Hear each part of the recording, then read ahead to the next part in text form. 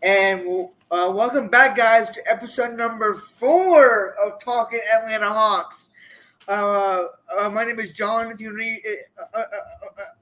new here, these are my co-hosts, Mr. Andrew and Chase Jefferson. Normally we don't do. Normally they're on their own computer, but they're having technical difficulties. Technology sucks. We all get it, but We make it work either way. yeah. So we are 2-0 in NBA Cup play. How are we feeling about it? How are I we mean, feeling? hey, listen, you talked about technology sucking. One thing I can say for sure is that these Atlanta Hawks do not suck right now when it comes to NBA play. I mean, we talked about in the last episode how the Hawks were going into that matchup in Boston against the Celtics without your star player and Trae Young. And then, of course, we already knew we were going to be without DeAndre Hunter and Bogey again, like we have been for pretty much the entire season. So this Hawks team was greatly depleted.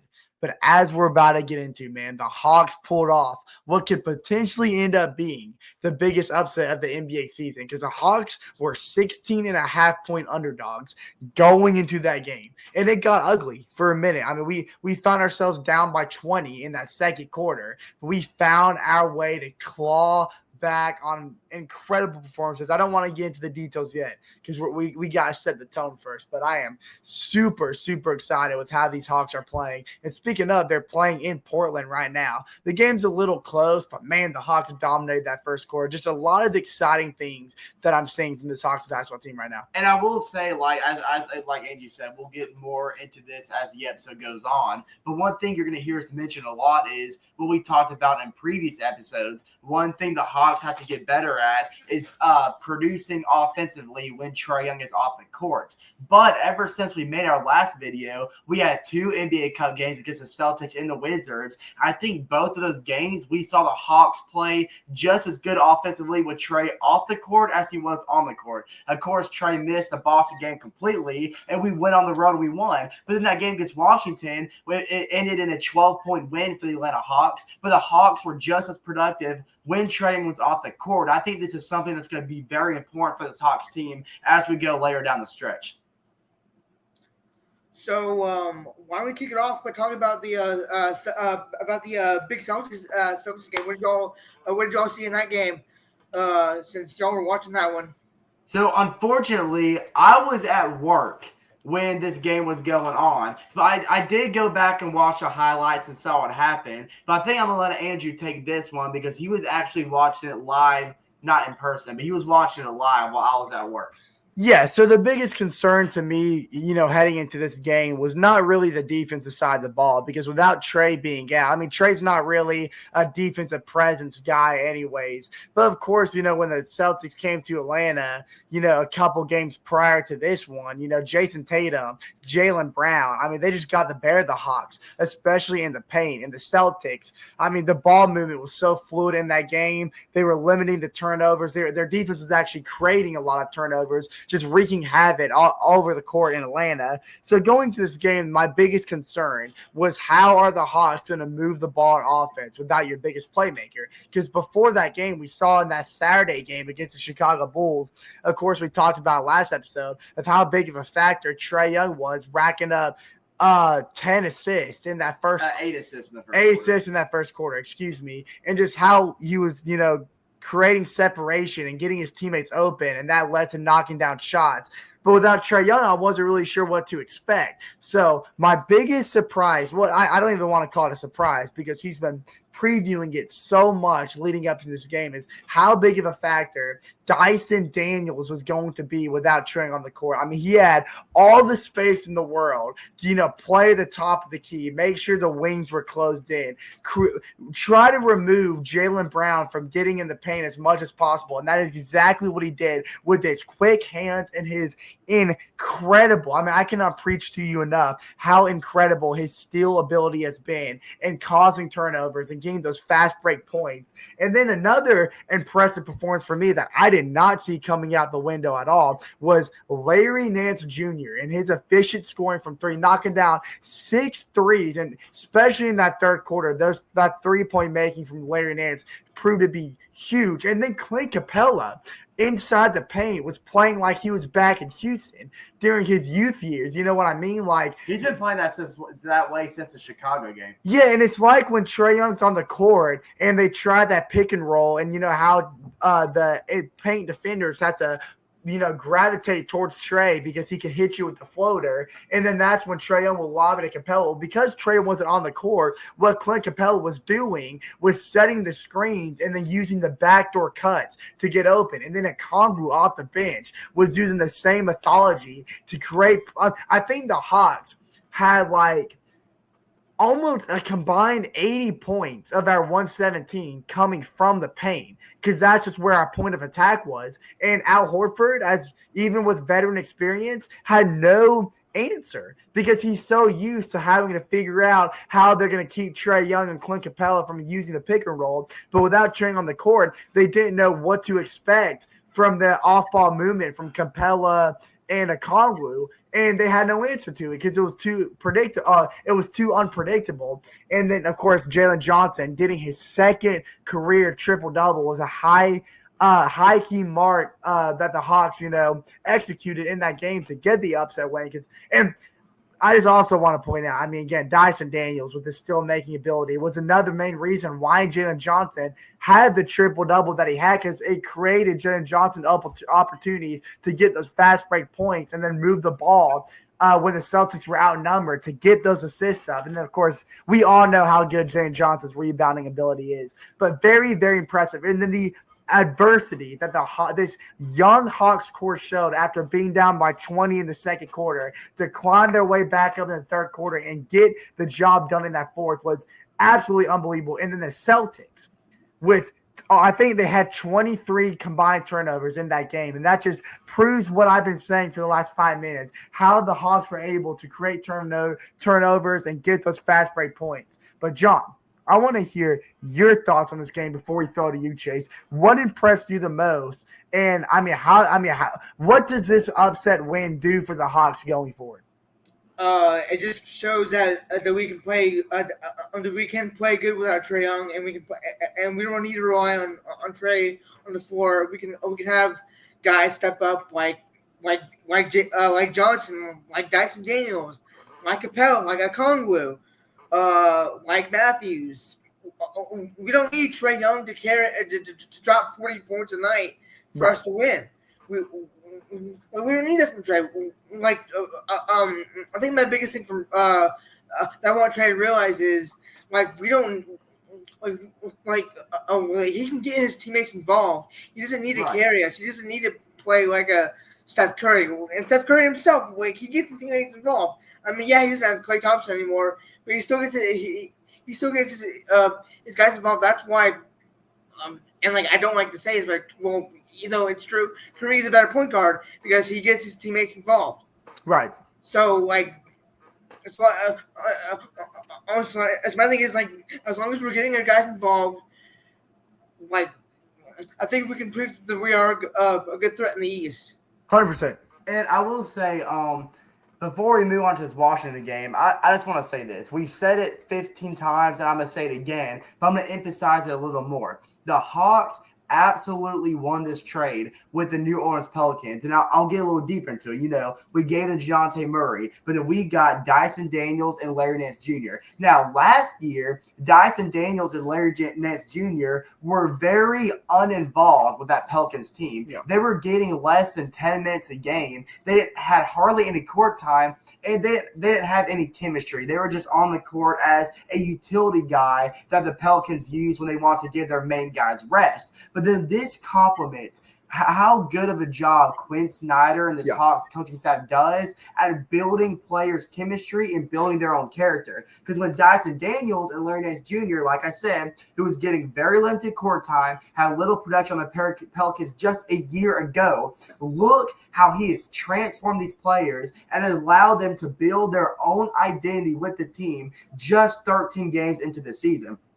Dyson Daniels, as we're seeing right now, not only is he a big threat offensively, not off the bench like we originally thought he was going to be, but in the starting lineup, and he's legitimately making a strong case for a possible Defensive Player of the Year award in the Larry Nance Jr. We talked about this in the first episode with the absence of Bruno Fernando. We were kind of wondering who's going to be the next big man up for the Atlanta Hawks, and that has been Larry Nance Jr., who's not only a great shooter, as we saw him go 6 for 6 on threes against the Celtics game, but defensively, he's just an absolute powerhouse. He's good at setting screens, running offensive plays, and we know how great his dunking abilities can be. But I just want to credit more what Quinn Snyder has done with these players ever since his trade to help them build their identity and help them uncover that side of themselves that the Pelicans were really just restraining them from.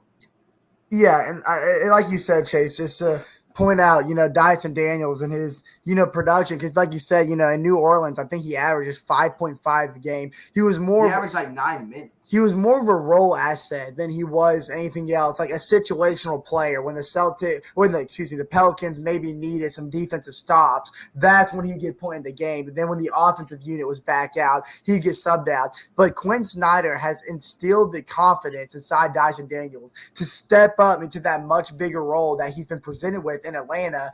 And I was watching a little bit of the Portland and Hawks game before we hopped into this episode. And U.S. Hawks are currently up by 8. Third quarter's going on right now. And we will be giving y'all constant updates as well. But, I know y'all are going to know what happens by the time this episode's posted, so it doesn't really matter. Right. But back to my point, Dyson Daniels, I was listening to the game, and they were interviewing Quinn Snyder about how he felt about Dyson Daniels' rapid production and his growth. And he just said, when Dyson came to Atlanta, he said, listen, I know you're not known for your shooting abilities, but I need you to practice and learn and get more comfortable in taking shots, especially in big moments of the game, because I want to instill that confidence in you. So when, you step into this role, not only will you dominate the defense side of the ball, but you can be a huge threat on offense. And then watching that first quarter in the Trailblazers game, that's exactly what I saw. I think Dyson Daniels had 4 steals alone in that first quarter, and he used his shot-making ability to put up some threes and get some tough layups and get some and ones. And that's another thing I love about Dyson Daniels.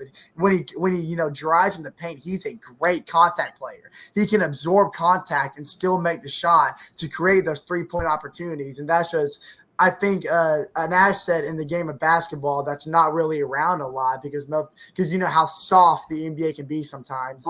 But Dyson Daniels has really taken that big man mentality when he goes in the paint for a smaller guy. Well, I will say before we jump the gun and talk about what's happening now, Joyner, I want to go ahead and put this towards you. Andrew and I, this previous weekend, we were at a friend's bachelor's party, so we weren't able to watch the Hawks and Wizards game. But Joyner, we know you were keeping us updated. Yep. You were able to watch it. So Joyner, I want to ask you, how did the Hawks? Because we played this was the third time we played the Wizards, and the first 2 times we looked horrible and lost back. As a matter of fact, we are still the only 2 wins the Wizards have. However, This previous game on Friday was a much better sound game for the Hawks. We end up with a 12-point win. Joyner, how did the Hawks do it? So, first thing I want to point out is that Alex Sarr looked good. Alex Sarr played 31 minutes and dropped 20 points. That was surprising. For me, I just think that he's not a bad prospect. He's just in a bad organization, and that's just me crapping on the Wizards. But also he is good, and also he's a rookie, so he has those starts just like a lot of room to grow. Right. But like we've been saying, Dyson freaking Daniels, 25 points, 4 rebounds, 3 assists, again, not surprising, but 6 steals. Yeah. 6 steals. I just want to know, when are we going to drug test this man? When are we going to drug test him? Because, hey, he just got quick hands, I just don't know how he's doing it. He's been having this. No, only just wasn't letting him show it. Yeah. But you know what? It wasn't just Dyson. Trae Young had 18. Capella had 10. JJ had 18, and then Reece Shea, he didn't have the best shooting performance, but he did drop a nice 11 points and 2 rebounds. Again, he's a rookie. Don't expect too much from him. but off the bench coming back, DeAndre Hunter. It's about DeAndre time. Hunter, 21 points, 21 minutes, 22 points off the bench. Yep. And then Kungu had a nice 13 points off the bench, and Matthews had 12, hitting 2 threes and shooting 50% from the field goal. Larry Nance didn't make a shot, unfortunately, but he didn't. But he only shot like twice, and it was just 2 3-pointers. So again, I don't want to expect too much from him because he's just because he is just a bench guy, and he only got 13 minutes. But I really just think it's the cut play. I don't know how we're doing it, but we're like doing good in this cut play. Like the court looked beautiful. That nice yellow was so sexy. Sexy. But, I love that word. But yeah, no, like just Dyson Daniels going ham on defense. And then yeah, and then let's see if we have any like and then man, Jalen Johnson actually had 4 blocks. So I mean, yeah, just good defensive play from Dyson and Jalen Johnson, and then good points from our starters. Just a good game, and yeah, I was just glad that we got one against Washington because I was pissed that we dropped those 2 games against them. Well, and I will say, like kind of like I mentioned the first couple minutes of the show, the Hawks are getting better when Trae Young's off the court. Now, I will say Trae Young, like, he played his usual 33, 34 minutes against Washington, but Friday night against that game, Trae didn't shoot the ball well at all.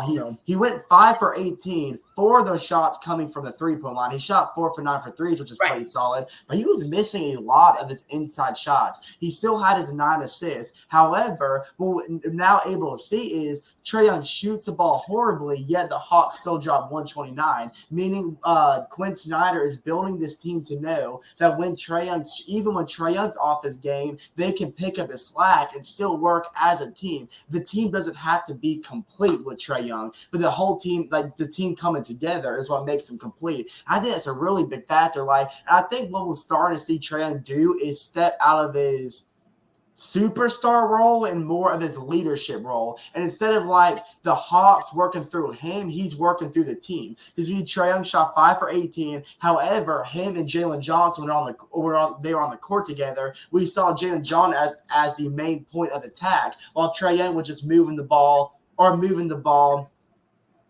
offensively and letting Jalen Johnson do the attack, is what I was trying to say.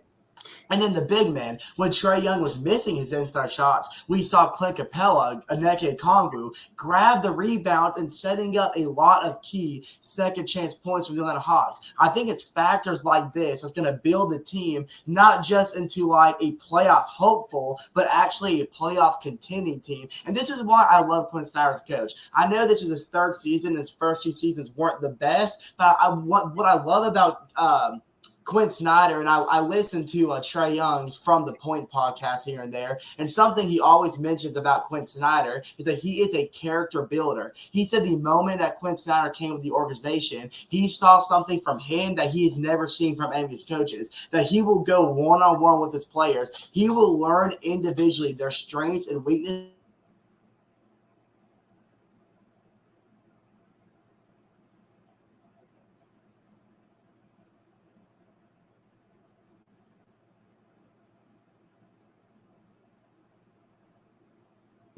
And he will figure. Okay, I think we're back. We're back. Sorry, we kind of lost connection there for a little bit. Can you hear us, John? Yeah. We're good. Okay. But yeah, and in the whole character building thing that Trae emphasized when talking about Quinn Snyder, again, just points back to how he's developed Dyson Daniels in less than 20 games into the season. He's already playing like he's been a starter for his entire career. And another thing I want to point out is what you talked about, John, is the big production that we saw out of the returning man, DeAndre Hunter. It was the first that we saw DeAndre Hunter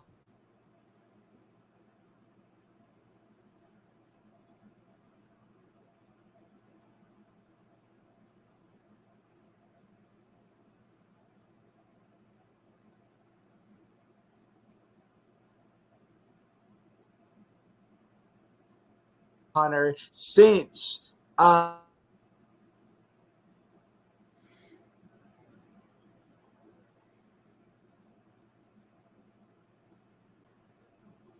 right, guys. Sorry, I know if you're watching this episode, we you can notice the video kind of skipped around a little bit. We lost connections. We had to pause the recording, but we're Technology back. sucks. Technology sucks. That's all I'm saying. Dude, it has not been our friend at all today. We've been battling with technology all night. I think it's Jackson Bowles. He doesn't want us to talk about those Hawks being the Celtics anymore. So he's trying to cut off the recording. He can't stop us from talking about Hawks basketball. But Right. going back to what I was saying, DeAndre Hunter, man. It was the first we've seen him since the second game of the season. And to drop a 22 bomb in less than 25 minutes is highly impressive. And this is exactly what we want to see out of him, especially on off nights that Trey may have.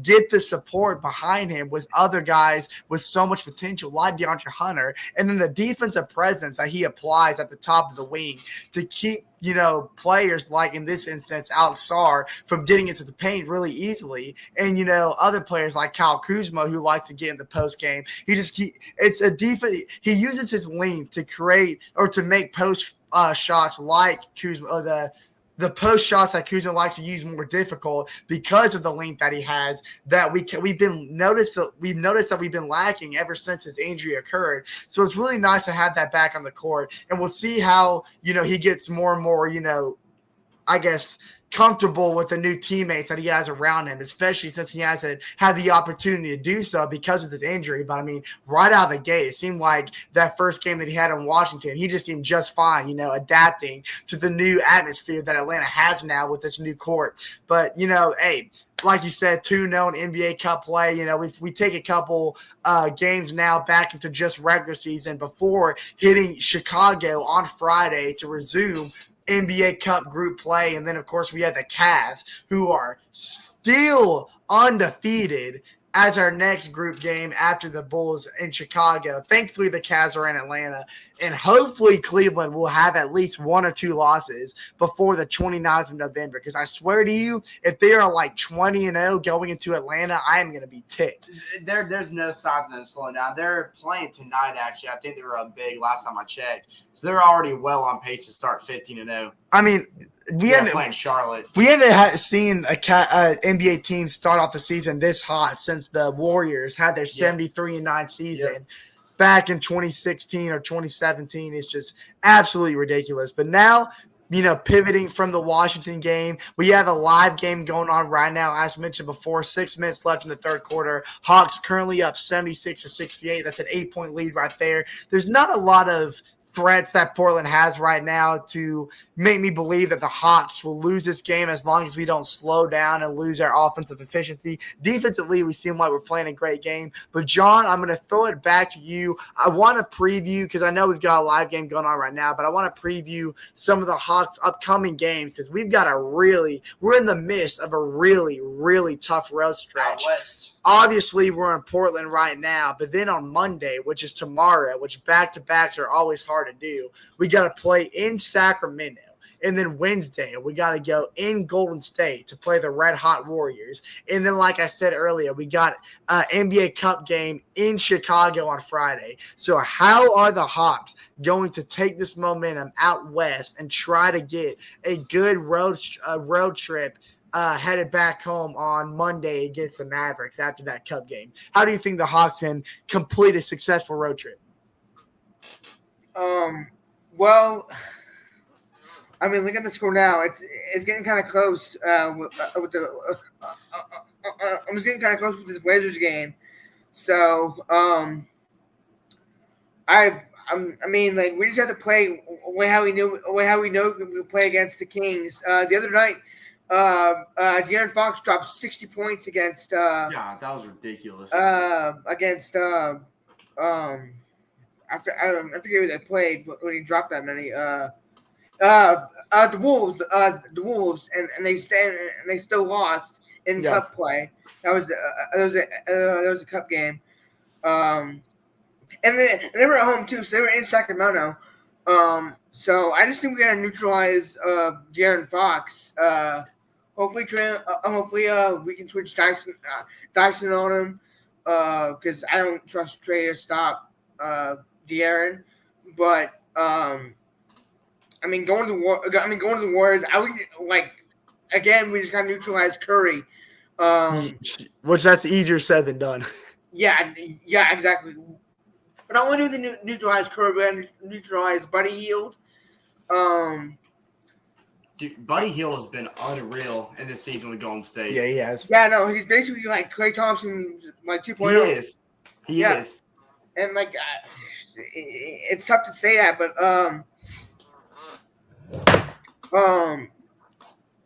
but I'm not too concerned about. Losing Golden State. I wouldn't necessarily say that's a bad thing because they are a good team. They are. Just make it competitive. Don't lose by 30. We lost to Boston a few weeks ago. Again, we beat Boston without Trae Young, so who knows? Maybe we could pull off against Golden State. It very well is possible, but like I said, my expectations for against Golden State aren't high. Just go in there, play competitive, and don't get blown out by 30. And then Chicago, just get revenge because that was nasty. That was just sad how we lost them. I think we were at home when we lost them, right? Yeah. We were so out the game. Everybody on Chicago was eating, dude. There was not one player that had a dominant performance. Every single player on that Bulls team had the equal amount of performance, and it was that was a nightmare. I don't want to relive it. And this is a cup game too. So, I'm gonna say keep that same momentum we've had throughout these first two other cup games. Keep that momentum going into Chicago, and hopefully we can go 3-0 until who's our next cup opponent? I want to say It'd Cleveland, be the Cavs. Against 14-0 Cleveland Cavaliers right now. You want to talk about a team that's unbelievable. Donovan, you would have thought it's not a cup game. So we play in I don't think it's a cup Cleveland. game. So we play in Cleveland Wednesday the 27th for a regular season game, but then we come back home and play them Friday. Yeah, and then the Friday game at home is a cup game. Okay, so we play them in Cleveland, but that's not a cup game, and then we come home, but that is okay. Okay, I got it now. Yeah. The Cavs are 14-0. We're playing in Cleveland. I do again. Same thing with Golden State. Just don't get blown out by 40. Yeah. And then when we come home, defend that beautiful yellow court. I want to see it in person so bad. Yeah, I know. I know. I would say we could try to go to that game, but that's gonna be Black Friday, a Black Friday game because that's the day after Thanksgiving. So, tickets probably already sold out for that game. If we're being honest. I wouldn't be surprised. Look, who would have thought that Donovan Mitchell and Evan Mobley would be one of the top duos in the Eastern Conference? And it's kind of strange how the schedule worked out that way, that we had to go to Cleveland on Friday or go to Cleveland on Wednesday and then, host Cleveland a day prior or 2 days afterwards for an NBA Cup game, because there was no worse team that we could have possibly gotten scheduled a back-to-back with than Cleveland, because how ridiculously good they look right now. And they're about to go 15-0 because they're dominating the Hornets right now. And the Hornets, they've been a team that's been sneaky good in the Eastern Conference, kind of pulling off upsets here and there. But it's Cavaliers team has just been catching everybody's breath in the NBA right now. And, the spotlight's on them now because time and time again, people have questioned if they just start the season off red hot and they're just riding a high, but it's hard to say that when they've won 14 in a row, potentially 15. This is a weird thing because remember last year, the Cavs beat the Magic in 7, the opening round, lost the next round, but then after that their playoff run ended, they had the breaking news firing of their head coach, J.B. Bickerstaff, and I thought personally it was a horrible move to fire him. I didn't think it was on his shoulders at all ball. I didn't understand it. But then they bring in Kenny Atkinson from the Brooklyn Nets, and he has the same team that Biggerstaff had, but he has transformed them into the most. Well, I don't know. I still want to say the Celtics are the most complete team in the NBA, but definitely one of the most complete teams. They are just well-rounded. They have one of the best benches in the NBA, top to bottom. They are loaded on depth. Donovan Mitchell, he's still in his superstar role with the pairing of Evan Mobley, and it's just incredible what he's done. Kenny Atkinson, since he's coming to Cleveland, 14-0 so far. I am interested to see, Andrew, I want to see how the Cavs are later in the year, and I want to compare and contrast them from how they are now to see if they are just riding a high or if they actually truly are legit. Yeah, and like going back to that, and going back to like strange firings. You said that JB Biggerstaff got fired last year. After their playoff run, they made the second round of the playoffs, and they fired him like 3 weeks later, or not? Well, 3 weeks after the season ended. Like something crazier. Do you remember how the Bucks started last year, and then they fired Adrian Griffin? That made no sense. That made no sense to me at all. And now with the Bucks, they're terrible. Yeah, they're not doing good this season. I don't know why they. I still don't know why they fired that coach. He was good for them. They had the best record in the NBA when he fired him. And apparently the reason is because the players didn't like him. He had a very poor relationship with his players, and the GM thought that was more important than the performance of the team. But now he just looks like an idiot. So, can't change it now. We kind of saw the same story, it's actually same story, but different outcome with this Cavs situation, the Bucks situation. Because, like you said, when the Bucks, fired Griffin to, get Doc Rivers, I thought for one, right off the get-go, Doc Rivers was a horrible signing because we've seen this story over and over again with every team that Doc goes to. Great regular season success and no playoff success. And look at what we're seeing now. The only way that the Bucks can execute a win, in this season is if Giannis drops a 60 bomb. Because we saw, Giannis have 50 points in that game against the Celtics and still lost. It's not even a 50 bomb from Giannis is enough to push a Bucks across the finish line. So you talk about a team that could even lose Giannis, by midseason. That is a reality. There was a question about Giannis leaving this past offseason. They had to fight him again to stay this season. There's a reality where Giannis might be in a different uniform by midseason, and that's going to completely hit the reset button for Milwaukee. But then you see with this Cavs team, people are kind of thinking the same thing. And I think my theory behind why the Cavs maybe got rid of Biggerstaff was because, yes, they made the playoffs, but they made it as a fourth or third seed, one of those two, but they had the talent there to run away with the Eastern Conference, especially even with the Celtics being right there. They felt like they could compete for that NBA championship. And getting past the first round against the Magic, they 1-6, looked a little shaky, but in that second round, there was no offensive production at all. They were getting beat and pounded before halftime in the second round, and it just made it difficult for them to, kind of have a fighting chance to get to the conference finals. And I think that was a sign for them that if the coach if the current coaching situation cannot push this talented roster to the Eastern Conference Finals, then we don't want to take any more chances on him and waste Donovan Mitchell's years with Cleveland. So they immediately went to go set out on a coach who succeeded with a mediocre roster like we saw him do in Brooklyn, put him with a talented, well-rounded roster that he has in Cleveland, and look at the rocket hot start he's gone to right off the bat. Like we said, 14-0.